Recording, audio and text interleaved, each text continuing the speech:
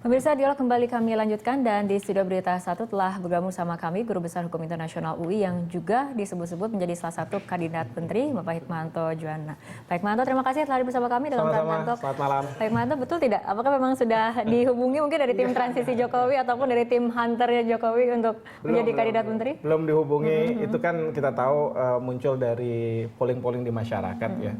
Ya tentu saya mengapresiasi apa yang dilakukan oleh teman-teman, tapi selalu saya ingatkan bahwa menjadi menteri dari seorang presiden, karena dia adalah pembantu presiden, itu harus ada chemistry. Harus ada dari presiden kepercayaan terhadap orang yang ditunjuk, dan kemudian orang yang ditunjuk itu akan benar-benar menjalankan, mengimplementasikan apa yang menjadi kebijakan dari presiden. Karena kita tahu bahwa presiden itu tanda kutip ya, tangannya kan terbatas. Jadi dia akan mempercayai kepada orang-orang yang dia percaya. Tapi kalau misalnya tidak ada chemistry, lalu kabinet ini berisi orang-orang yang hebat-hebat, saya selalu katakan itu seperti kayak klub sepak bola yang isinya all stars gitu ya.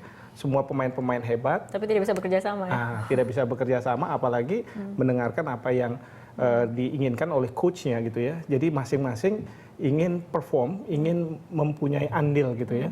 Sehingga dia tetap dianggap sebagai seorang tanda kutip pemain yang tangguh gitu. Baik, Manto, tadi sebelum jeda sempat berbincang dengan Mas Toto mengenai posisi dari komposisi kabinet sendiri kan 18 profesional dan juga 16 partai, tapi menurut Mas Toto sendiri sebetulnya aspek kualitas lebih kemudian harusnya dikedepankan, bukan dilihat dari bagaimana ini komposisinya 18 profesional atau 16 partai. Kalau dari Pak Hikmahanto sendiri, apakah kemudian ada tanggapan lain? Ya, kalau soal itu saya nggak ada tanggapan, tapi yang pasti adalah mungkin ada sesuatu yang sangat ideal yang diinginkan oleh Pak Jokowi, yaitu profesionalitas. Ya. Tapi kemudian kita tahu bahwa banyak partai pengusung, banyak relawan dan lain sebagainya. Saya selalu juga mengatakan pada diri saya, kalau misalnya kita tidak berkeringat ya jangan berharap kan gitu. Realitas bahwa beliau-beliau ini harus diakomodasi itu sesuatu yang tidak bisa dipungkiri. Tetapi satu hal yang harus diingat adalah profesionalitas. Karena kita tidak ingin kalau kabinet ini nantinya tidak diisi oleh profesional, terlepas dari dia partai atau bukan partai. Oke, baik. Kita kembali ke Pak Andi. Pak Andi, ini ada Pak Hikmahanto, kita tahu bagaimana track recordnya. Apakah kemudian ada mungkin kabar-kabar dari tim transisi ataupun tim... ya, apa masuk dalam kategori yang kemudian direkomendasikan ke Jokowi JK dari tim transisi seperti itu? Ya mungkin kalau bocorannya itu ya akan ada kriteria-kriteria yang kemudian dipakai oleh Pak Jokowi untuk melihat apakah nominasinya itu akan diproses atau tidak. Ya, kriteria yang paling mudah itu kriteria integritas. Kalau integritas dilihat dari track recordnya. Ya, kalau Mas Ihik misalnya, sudah guru besar bidangnya hukum internasional.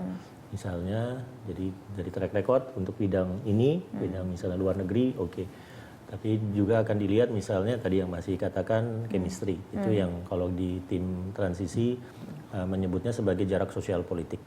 Nah, jarak sosial politik itu akan langsung -1 kalau misalnya selama proses pilpres itu secara konfrontasional menyerang terus Pak Jokowi, itu -1. Tapi nilainya langsung menjadi +1 kalau dia adalah ring 1. Dari Pak Jokowi. Nah, nilainya kemudian dari 0 sampai +1, apakah 0,6, 0,8 atau 0,2. Nah, ada hal-hal seperti itu. Lalu ada juga kriteria misalnya paradigmatik ya. Kalau paradigmatik itu kalau dilihat kriteria-kriteria Menlu selama ini, itu ada yang karakternya adalah legalis yang kuat seperti Mokhtar Kusumaatmadja, Pak Ali Alatas, Pak Hasan Triwarayuda, itu legalis. Terus ada juga yang karakternya adalah lobbyis. Kalau di bahasa hukum internasional mungkin dia cenderung realis, dia adalah power play.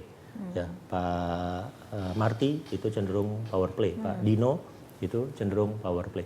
Tergantung Pak Jokowi menginginkan Menteri Luar Negerinya karakternya legalis atau karakternya adalah power play. Artinya tadi setelah diketahui karakternya seperti apa, apakah tadi ada nama-nama di bawahnya? Itu, iya. Oh, tetap kemudian. Nominasinya ada kan, terus kemudian muncul 3, 4 nominasi. Misalnya ada nominasi, oke, ada Pak guru Hemahanto besar. masuk kategori apa nih? Tetap membahas. Ya kalau misalnya dari sisi paradigma itu, ya saya dengan mudah akan menebak ya, tanpa melakukan wawancara mendalam ke Mas Ihik. Oh ini legalis orangnya, ya kan? Pasti legalis karena latar belakang pendidikannya Mas Hikmanto bukan power play. Nah, kita pernah punya Kementerian Luar Negeri yang disegani di ASEAN karena Menteri Luar Negerinya legalis. Jadi nggak ada diplomat-diplomat yang bisa debat dengan Pak Mokhtar karena Pak Mokhtar pengetahuan dan argumennya misalnya tentang hukum laut nggak bisa ditantang oleh siapapun, itu legalis. Tapi sejauh ini responnya seperti apa dari Jokowi JK ketika kemudian melihat rekomendasi kategorinya seperti apa, kemudian ada nama-nama di bawahnya yang ditawarkan ataupun diajukan dari tim transisi ataupun dari Pokja? Kami tidak masukin nama, Iya. kami hanya itu kolom kriteria, terus nominasi itu kosong. Nah, kosong itu Pak Jokowi yang kemudian akan memasukkan nominasinya, lalu Pak Jokowinya akan kalau membutuhkan informasi bisa bertanya ke peer. Ya, ke peernya Pak Jokowi atau langsung memanggil kandidatnya untuk ngajak sarapan, ngajak makan siang, ngobrol ringan untuk tahu kecenderungan ini legalis atau ini institusionalis atau ini power play. Jadi kecenderungan paradigmatik dari seseorang itu kan bisa dibaca. Ya, apalagi kalau memang track recordnya panjang sehingga menjelaskan kecenderungan orang itu akan seperti apa. Oke, kita ke Mas Toto. Mas Toto, ini memang nama-nama menteri belum bocor seperti itu, tapi kita kembali membicarakan mengenai komposisi. Dengan komposisi seperti ini, walaupun tadi dikatakan aspek kualitas lebih penting dibandingkan kita membicarakan aspek kuantitas 18-16 seperti itu ya. Tapi ada yang menilai ini rawan sekali transaksionalnya seperti itu yang terjadi. Gini, tadi dari apa yang dijelaskan oleh Mas Andi ya, kalau saya mau sederhanakan untuk bisa dicerna misalnya, saya melihat misalnya begini, ada dari saya misalnya ya, ada hipotesa misalnya 3 yang digunakan pasti secara realistis ada 3C misalnya. Pertama, yang orang bilang profesional dalam arti sebenarnya kompetensi atau capabilities lah. Ini faktor paling objektif. Lalu kemudian juga kita tidak bisa pungkiri dalam konteks realita politik ada faktor C kedua, coalition misalnya. Dalam konteks ini koalisi bahwa kita memiliki sistem yang belum ajak, bahwa kemudian ada keringat yang harus dibayar dalam sebuah politik, seperti Mas Ik tadi katakan begitu kan. Yang ketiga, ini juga tidak bisa dipungkiri ada faktor chemistry tadi, masih sebutkan itu. Artinya sah-sah saja ini bicara like or dislike seorang presiden merasa nyaman atau tidak dengan nama-nama yang akan dipilih.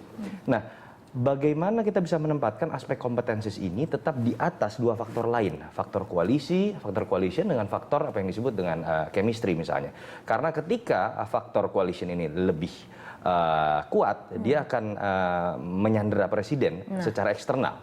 Tetapi ketika faktor chemistry juga ditafsirkan secara keliru, dia juga bisa menyandera presiden secara internal. Dia tersandera diri dia sendiri, hanya bicara like or dislike, dia menggunakan insting dan segala macam. Tapi dengan melihat dinamika kepentingan. politik saat ini seperti apa? Yang ingin saya katakan adalah fungsi Pokja, fungsi transisi yang saya tangkap adalah bagaimana dia menempatkan faktor kompetensi tadi, itu kemudian bisa menjadi pilar bagi 2 faktor C tadi. Mas Andi mungkin tidak akan berani berbicara negosiasi dalam konteks koalisi gitu kan, tetapi dengan adanya indikator profesionalitas, indikator arsitektur kabinet, Pak Jokowi memiliki batasan-batasan untuk kemudian bisa menerima nama-nama yang mungkin ketika diajukan oleh para anggota koalisi itu tidak menghitung faktor-faktor itu, tapi faktor filternya itu akan dari Pak Jokowi dan mereka-mereka inilah yang akan menyediakan itu. Termasuk Pak Jokowi ketika terlalu senang dengan sosok seseorang yang dianggap berprestasi atau satu kota atau terlalu lama ikut dengan beliau, tetapi ketika dibentrokkan dengan indikator yang dibuat oleh tim transisi secara objektif dan profesional, itu akan menjadi batasan tersendiri. Itu yang kita harapkan kemudian membuat pilihan ini menjadi rasional. Oke, Bapak-Bapak, kita sambil perbincangan, kita ikuti jeda berikut terlebih dahulu.